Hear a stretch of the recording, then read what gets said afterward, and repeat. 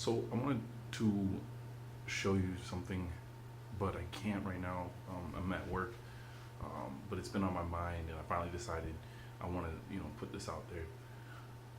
About almost a month ago, I was actually fooling around, and I was thinking about the state mottos because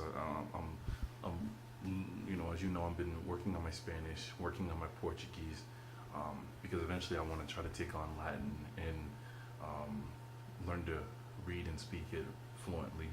Um, and I know these are stepping stones. People always tell me, learn to speak these because it'll make it easier for me when it comes to reading and speaking Latin. This is basically where they come from, but that's another story. But anyways, I was reading state mottos, and I came to Florida, home state, all that, love it. But as I was looking at the state seal for Florida, as I was reading about the motto, stuff started, questions started arising. I started thinking to myself, why is there mountains on the seal when there's no mountains in Florida? Now, I don't know if it's symbolic of, mountains of North Carolina, South Carolina, or something like that, or Georgia. I just started thinking about that because I thought that was weird. And I thought about the stripes that go across it, or I'm sorry, the X that is formed on it. And I thought about that, and I thought that was weird too.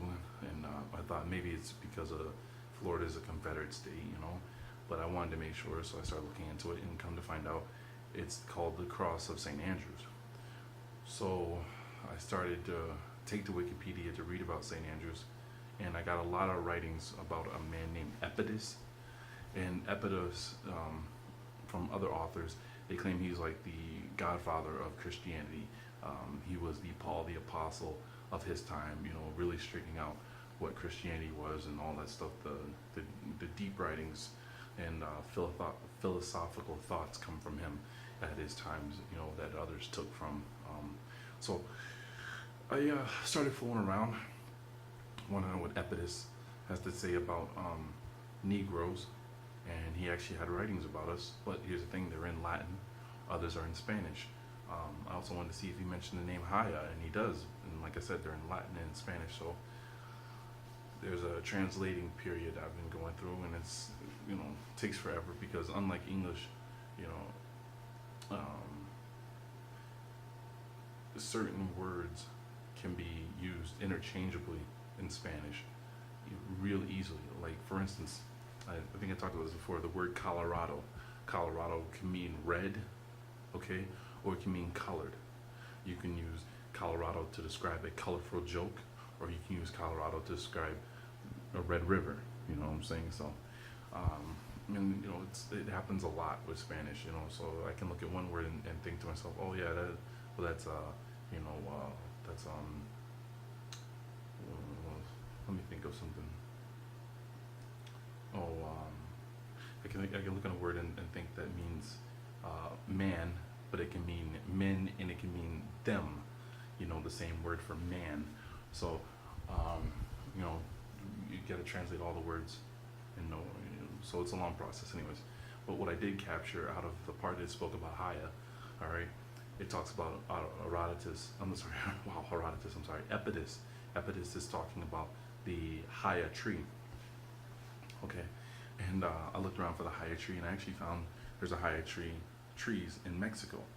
I translated what I could from that, and it actually came out to be the breech tree, the beech tree. I'm sorry, Beech.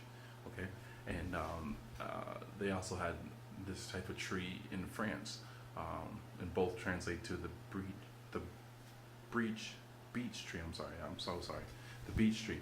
So from there, I was looking into that these trees,